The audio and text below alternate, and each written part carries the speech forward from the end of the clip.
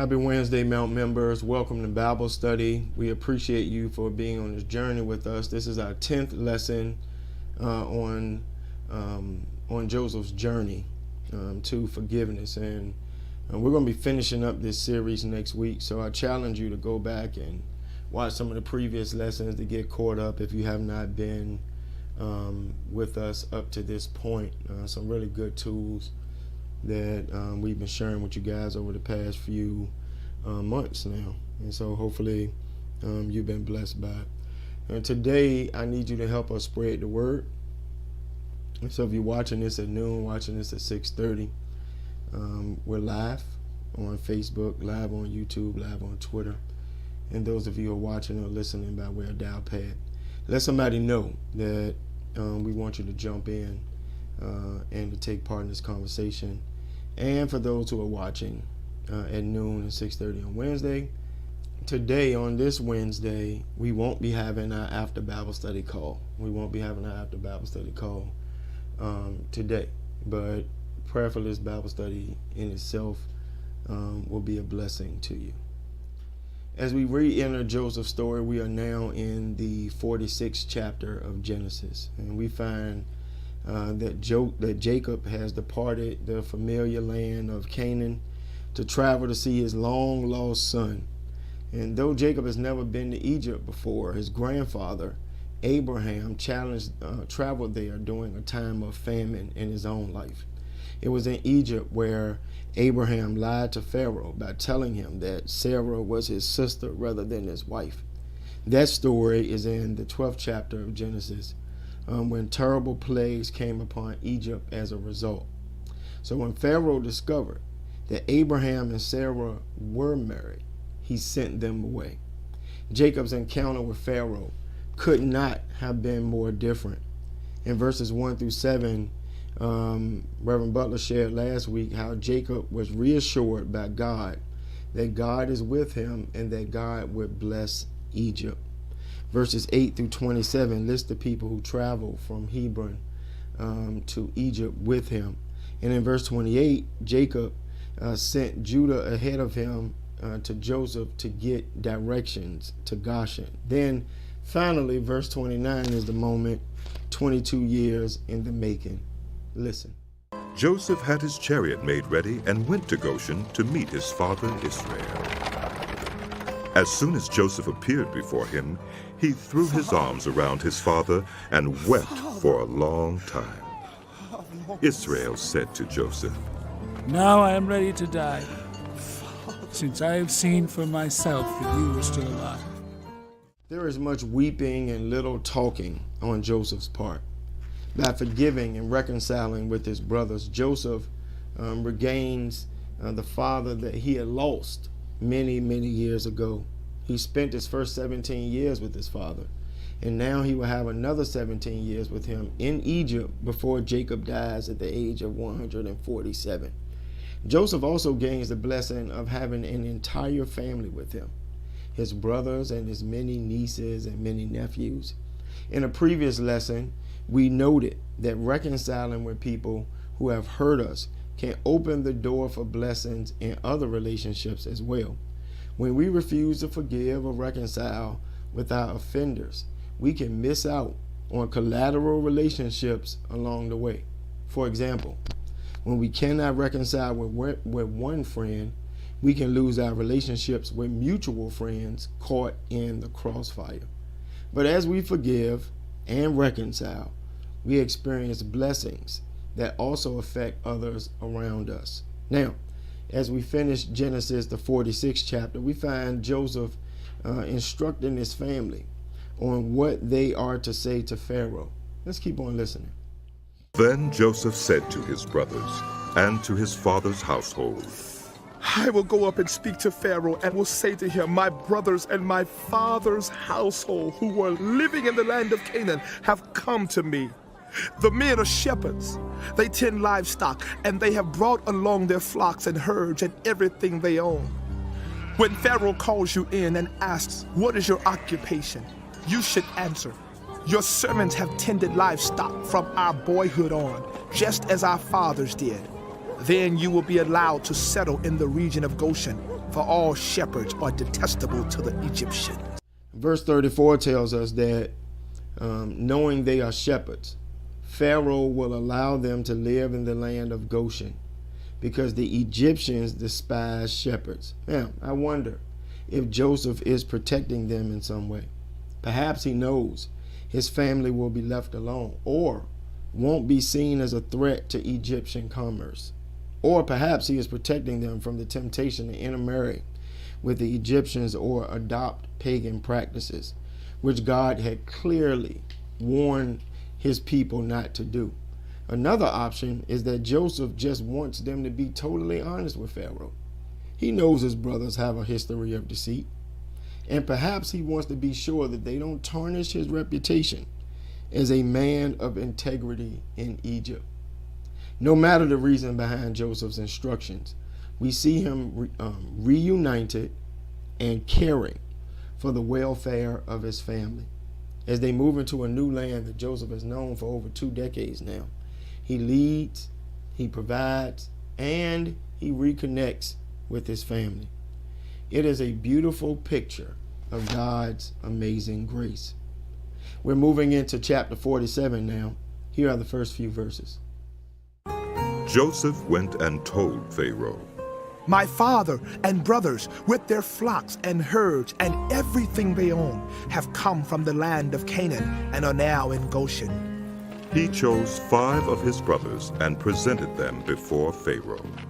Pharaoh asked the brothers, What is your occupation? Your servants are shepherds, They replied to Pharaoh. just as our fathers were. They also said to him, We have come to live here for a while because the famine is severe in Canaan, and your servants' flocks have no pasture. So now, please let your servants settle in Goshen. The text says that Joseph chose 5 of his brothers to present themselves to Pharaoh.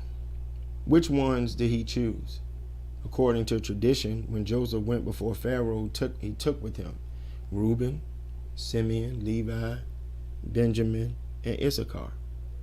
While some commentators think he took stronger brothers, rabbinic tradition believes he took weaker looking brothers so that Pharaoh wouldn't be tempted to make soldiers out of them. Whatever the reason, Joseph brings his brothers in first, having previously coached them about how to answer any questions about their occupation. As an intuitive leader who knows Pharaoh well, Joseph wants his brothers to be honest about their livelihood as shepherds. Perhaps Joseph wants his family separated from the Egyptians so that they will not be tempted by the pagan idolatry of the culture. One commentator notes, quote, Joseph emphasizes that his family are shepherds to ensure Pharaoh that they entertain no social or political ambition and to preserve them from an alien way of life and intermarriage with Egyptians. Listen to Pharaoh's response to the brothers and then his interaction with Jacob. Pharaoh said to Joseph, Your father and your brothers have come to you, and the land of Egypt is before you. Settle your father and your brothers in the best part of the land. Let them live in Goshen. And if you know of any among them with special ability, put them in charge of my own livestock. Then Joseph brought his father Jacob in and presented him before Pharaoh. After Jacob blessed Pharaoh, Pharaoh asked him, How old are you? And Jacob said to Pharaoh, The years of my pilgrimage are 130. My years have been few and difficult, and they do not equal the years of the pilgrimage of my fathers. Then Jacob blessed Pharaoh and went out from his presence. So Joseph settled his father and his brothers in Egypt and gave them property in the best part of the land, the district of Ramesses, as Pharaoh directed. Joseph also provided his father and his brothers and all his father's household with food, according to the number of their children. Pharaoh blessed the brothers with the land of Goshen and even mentions the possibility of brothers overseeing some of his royal sheep and cows. After Joseph presents Jacob before Pharaoh, the first topic of conversation is age. At 130 years, Jacob is already 20 years past the average Egyptian age. Pharaoh is impressed by Jacob, not only because he is the father of Joseph, his second in command, but also because of his longevity. Jacob's response to Pharaoh's question includes his status as a pilgrim and as a sojourner. He said, quote, "My years have been few and difficult, and they do not equal the years of the pilgrimage of my fathers," unquote. The Hebrew word for pilgrimage used here is defined as a, quote, "sojourning place, dwelling place, sojourning lifetime," unquote. Warren Wiersbe writes, "Everybody has some metaphor to describe life, a battle, a race, a trap, a puzzle, and Jacob's metaphor was that of a pilgrimage." As you think about your life, how would you describe your pilgrimage? Now, none of our pilgrimages are exactly like that of another. The danger comes when we get stuck in the day and fail to see the larger picture of where we are headed. We easily forget that the road that we are treading right now is temporary, and that our true citizenship is in heaven. We are just visitors making a journey on this planet. We need to remember that we are God's pilgrim. One Bible commentator put it this way, quote, "God's people through the ages have been encouraged to regard themselves as pilgrims, and when they do, they develop a unique approach to life," unquote.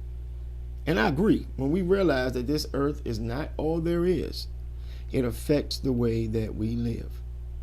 At this point, Jacob knows that he has missed out on 22 years of Joseph's life because his sons sold Joseph into slavery.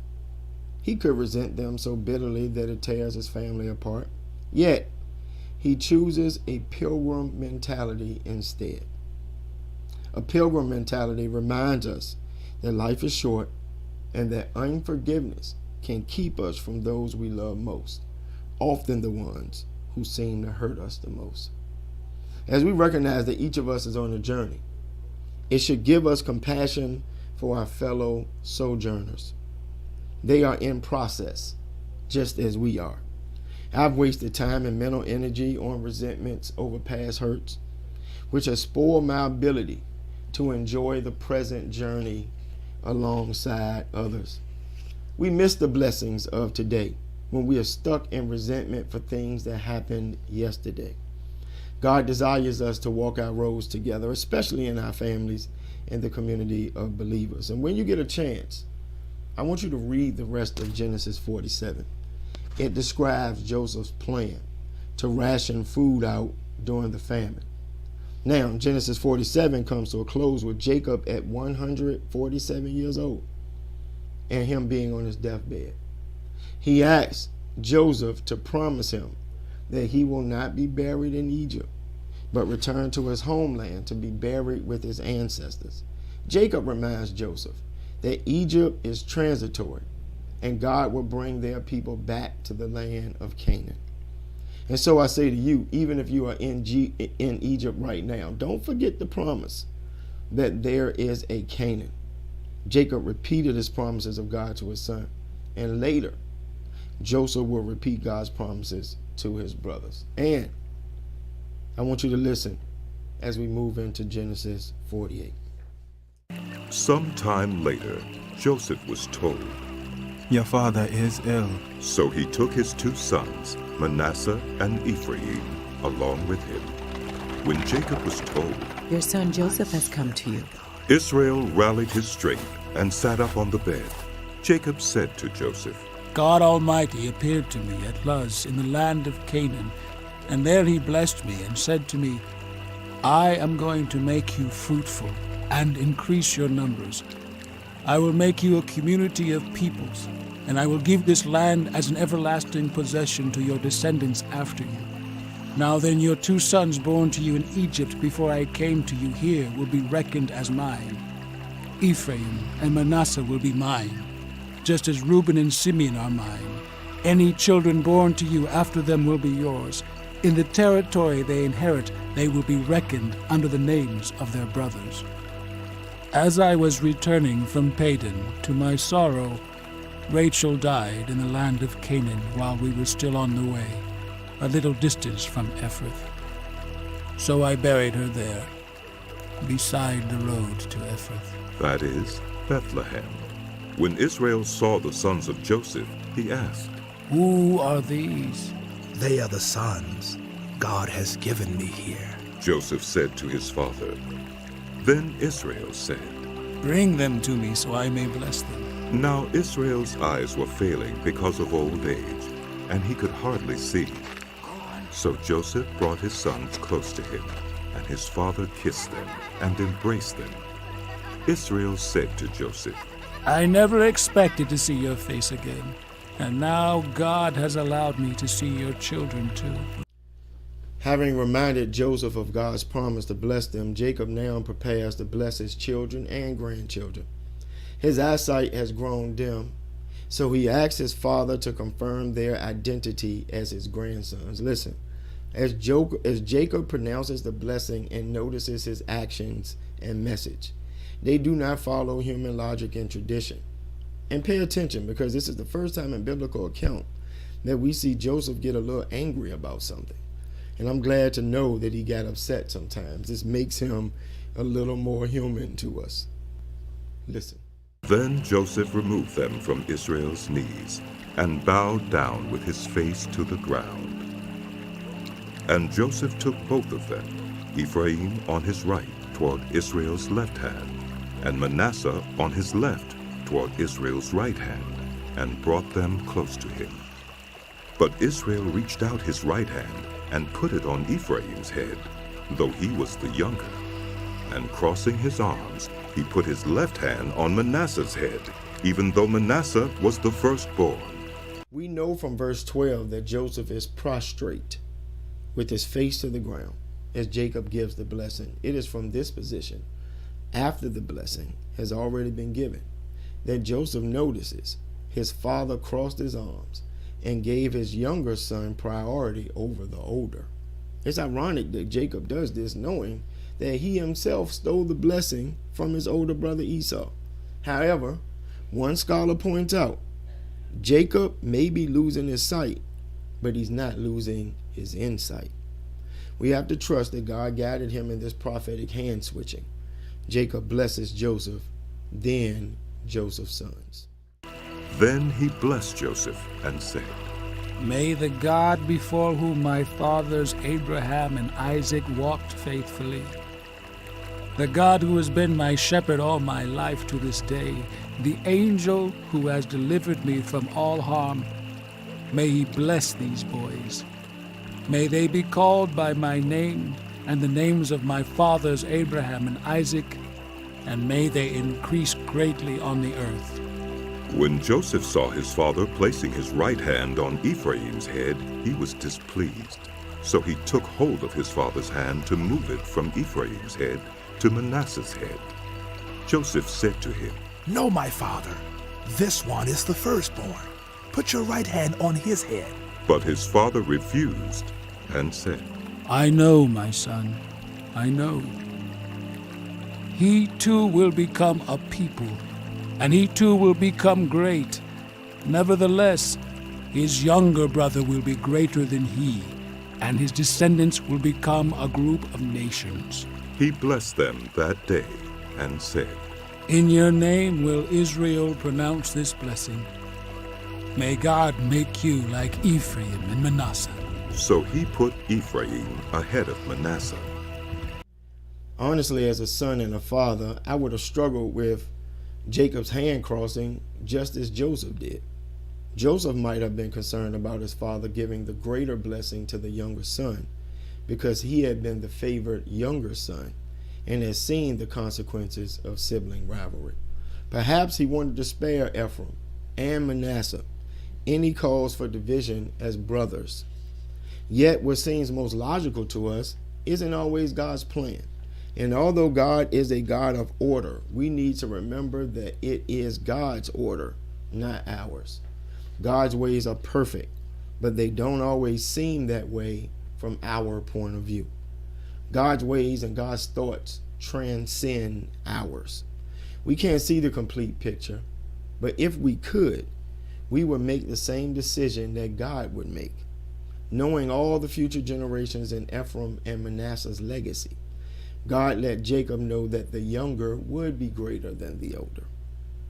Joseph believed his older son should receive the greater blessing, but God went against his human tradition and human logic. Even when things go against what seems right to us, remember that God has a plan, and it is a perfect one. All right, I want to keep going into Genesis 49. Jacob blessed Joseph's two sons, Ephraim and Manasseh, in chapter 48. Now, as we turn to Genesis 49, we find Jacob's final prophecies and blessings to his offspring. His words reveal different blessings or consequences for each of them. Fun fact, when Jacob blesses his son in Genesis 49, he does not give the blessings according to birth order. Instead, he groups them according to the boys' mothers, with one separation occurring with Bilhah's son. Then Jacob called for his sons and said, Gather round so I can tell you what will happen to you in days to come. Assemble and listen, sons of Jacob. Listen to your father, Israel. Reuben, you are my firstborn, my might, the first sign of my strength, excelling in honor, excelling in power, turbulent as the waters. You will no longer excel, for you went up onto your father's bed, onto my couch, and defiled it. Simeon and Levi are brothers. Their swords are weapons of violence. Let me not enter their council. Let me not join their assembly, for they have killed men in their anger and hamstrung oxen as they pleased. Cursed be their anger, so fierce, and their fury so cruel. I will scatter them in Jacob and disperse them in Israel. Judah, your brothers will praise you. Your hand will be on the neck of your enemies. Your father's sons will bow down to you. You are a lion's cub, Judah. You return from the prey, my son. Like a lion, he crouches and lies down. Like a lioness, who dares to rouse him? The scepter will not depart from Judah, nor the ruler's staff from between his feet, until he to whom it belongs shall come, and the obedience of the nations be his. He will tether his donkey to a vine, his coat to the choicest branch. He will wash his garments in wine, his robes in the blood of grapes. His eyes will be darker than wine, his teeth whiter than milk. Zebulun will live by the seashore and become a haven for ships. His border will extend towards Sidon. Issachar is a raw-boned donkey lying down among the sheep pens. When he sees how good is his resting place and how pleasant is his land, he will bend his shoulder to the burden and submit to forced labor. Dan will provide justice for his people as one of the tribes of Israel.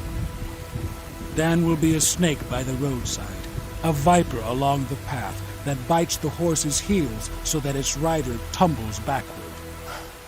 I look for your deliverance, Lord.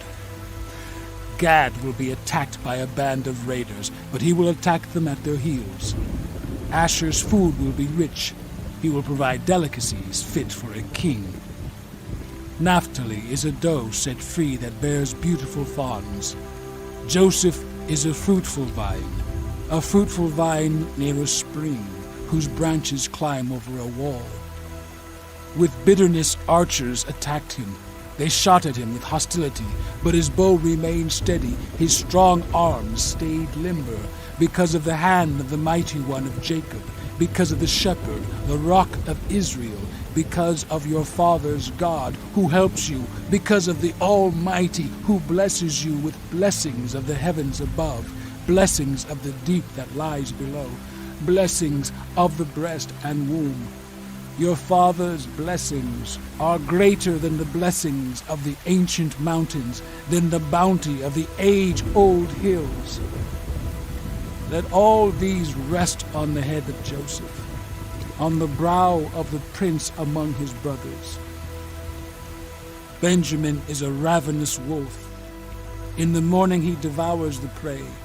In the evening he divides the plunder. All these are the 12 tribes of Israel, and this is what their father said to them when he blessed them, giving each the blessing appropriate to him. When we read later books of the Bible, we see the fulfillment of many of these prophecies when we study the Israelite tribes in later biblical history. For example, the tribe of Zebulun did become seafaring people, as Jacob mentioned. We also see the principle of sowing and reaping illustrated. Reuben, Simeon, and Levi left a legacy of bad choices that would impact future generations of their family. One scholar observes, quote, "From this first oracle, the teaching is clear that the behavior of one individual affects the destiny of its descendants," unquote. Now, while tendencies toward anger, addiction, and other patterns of sin can trickle down from generation to generation, sin does not have to define us. We all have skeletons in our closet, but they don't have to be the legacy we leave. There are two things we can learn from these prophecies and their subsequent fulfillment. First, while we're alive, we always have the opportunity to change direction. While we are alive, we always have the opportunity to change directions. Remember how Judah was a main character in the plot against young Joseph in Genesis 37? In Genesis 38, he hired a prostitute who he later learned was his daughter-in-law. Judah started out on the wrong road, but he eventually got back on the right path of yielding to God. Throughout our study, we have seen change, a lot of it. His heart is softer, his leadership is bolder, and now he is indicated as the lineage through which the Messiah will come. You may be wondering, why didn't God use the line of Joseph rather than the line of Judah? Genesis records almost no flaws in Joseph's life, but many in Judah's character. While we don't know the answer, it gives me hope to see God use flawed people again and again and again for God's eternal purposes. This shows us that God can use me and you as well. Second, don't waste your suffering. In Genesis 42, Simeon was kept in prison, while the other 9 went back to Canaan. This brother languished in prison for probably 2 years. And when it's time to get or give out blessings and prophecies, Jacob says about brothers Simeon and Levi, quote, "Cursed be their anger, so fierce, and their fury so cruel. I will scatter them in Jacob and disperse them in Israel." Commenting on these verses, one scholar writes, eventually Simeon is integrated into the tribe of Judah, and hence scatter here means dissolve. In other words, Simeon's legacy dissolved into the tribe of Judah. Judah learned through suffering, and his legacy continued. Simeon wasted his suffering, and his tribe dissolved. His younger brother Joseph endured a lot in his lifetime. However, at the end of his life, Jacob could see Joseph as a fruitful vine, still flourishing in spite of all that had happened to him. Throughout the Genesis account, we've seen him relying on the Lord, forgiving his brothers, attributing any ability he has to God, and being used to save a nation through his good planning and his incredible insight. He left a legacy of blessings for those who came after him. Now, I need you to keep in mind, Joseph and Simeon both served unjust sentences in prison. Joseph learned through his suffering, but Simeon did not. Living in an unfair world, we all have unique struggles. Many of them come at the hands of other people.